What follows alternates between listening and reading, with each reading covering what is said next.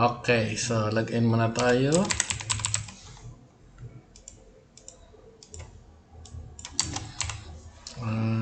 Okay. Then, open natin yung ating virtual. Yan, click natin. So, meron tayong activity dito, may instruction. Ito yung format, file 1, pag written assessment, pag demonstration naman ito. Tapos ito yung example. So, paano natin gawin? So, first, punta tayo sa Google Drive natin. Okay, so, kunwari, meron na tayo ditong scan file, no? So, ito na naka-ready na siya. So, ngayon, gagawa tayo ng Google Docs para gagawin natin siya ng list. Tapos, yung link, okay, kukunin natin dito. Kailangan pala na hindi makita ng co-teacher natin or colleagues natin yung ating output. So, therefore, yung location ng ating test paper at saka TOS ay sa ating Google Drive. Okay? Sa ating Google Drive ito. So, gagawin natin, share lang natin, and then, okay. So, gawin natin silang visible. Right click natin, and then, highlight. Tapos, viewable siya sa Aklan State University. Okay? So, yan. So, check natin kung configure na. Restricted pa rin. So, isa-isa talaga. So, view, copy, and then paste natin dito. Okay. So, ayan, link. And then, enter lang. Next, NC 101,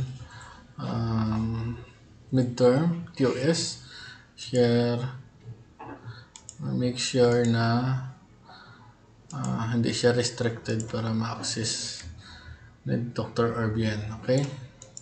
So, right click, paste, same procedure, share, restrict, and copy, and then paste natin dito.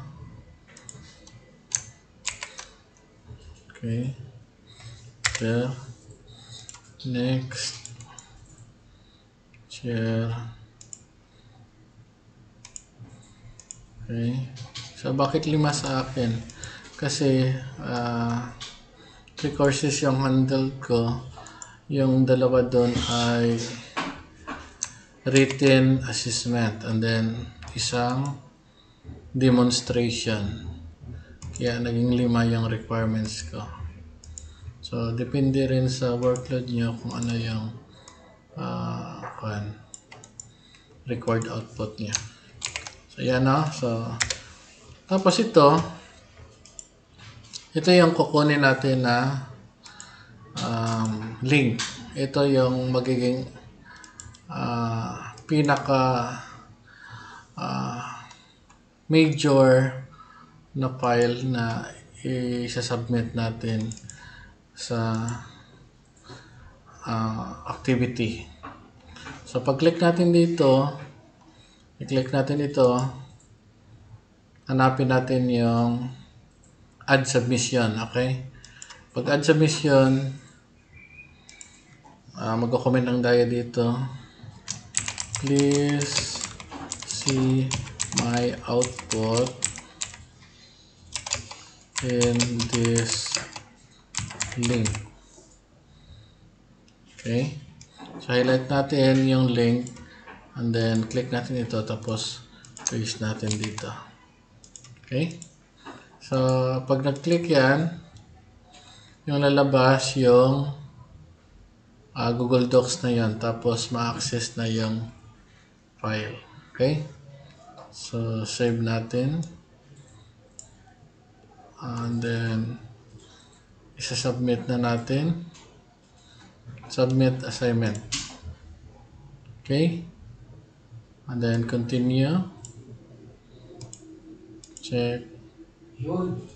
Okay. So, ayun na. Submitted for grading na siya.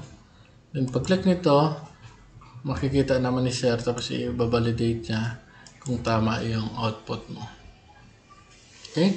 So, similar sa first activity, wag nating public view kasi yung content niyan ay restricted din, no? So, ayun lang yung ating tutorial for this activity. I hope na makatulong.